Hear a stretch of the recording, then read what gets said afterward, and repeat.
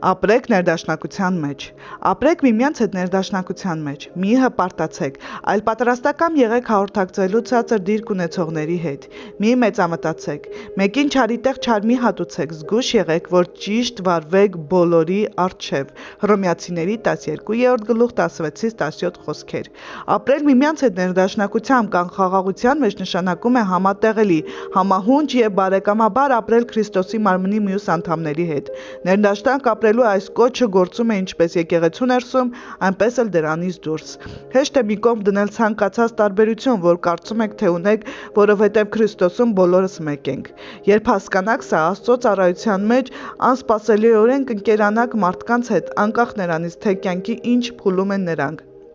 Այսօրվա խոսքը զգուշացնում է, որ հպարտությունը եւ մեծամտությունը կստիպեն մեզ աններդաշնակ ապրել մյուսների հետ։ Մեծամտությունը կստիպի մեզ մտածել, որ իրավունք ունենք չարին չարով հատուցելու, ինչը հակառակ է նրան, ինչ Սուրբ Գիրքը քաջալերում է մեզ անել։ Հիշեք, Քրիստոսի մեջ մենք պետք է ընդունենք ծառայություն, սա նշանակում է, որ մեր ապրելակերպով ճիշտ վարքագծի օրինակ պետք է լինենք։ Երբ ամբարտավանությունը եւ հպարտությունը մի կողմ դնենք,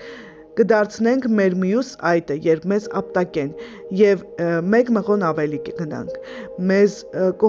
հորդորվում է ամեն ջան գործադրել, որպեսզի ճիշտ վարվենք հանուն ուրիշների, որքան կախված է մեզնից, ապրենք խաղաղության մեջ բոլորի հետ։ Սա նշանակում է զարգացնել մանկական վստահություն մեր հոր հանդեպ։ Միայն նա գիտի ամեն բանրուք, պատմության յուրաքանչյուր էջի յուրաքանչյուր տող։ Նա է հավատարիմ եւ ճշմարիտ հեղինակը։ Մենք ապրում ենք շատ լարված ժամանակաշրջանում։ Այդուհանդերձ մարդիկ շարունակում են արձագանքել բարությանը։ Օրվա ընթացքում ես փորձում եմ ուշադրություն դարձնել մարդկանց։ Ես սիրալիր խոսքեր եմ ասում, օգնում կամ պարզապես բարևում եմ նրանց։ Շատ-շատերն արագ անցնում են իրենց ճանապարհը, ականջակալներն ականջներին եւ կտրված շրջապատի իրականությունից։ Ես մարտահրավեր եմ նետում, լինելու ուժեղ եւ օգտվելու բարություն ցուցաբերելու հնարավորությունից։ Ռասայական լարվածության կամ ֆինանսական գերակայության գոյությունը հերքելը չի բերում բժշկություն։ Եկեք լինենք նախաձեռնող։ Աղոթեք, որ բացահայտվի ցանկացած նախապաշարմունք, որ կարող է թաքնված լինել ձեր ներսում։ Եթե գտնեք, անդրադարձեք դրան եւ ապաշխարեք։ Հանեք հպարտության ամեն աչքակալ, որ կխրախուսի արդարացնել այն կամ գտնել պատճառաբանություններ եւ հագեք խոնարհության թիկնոցը։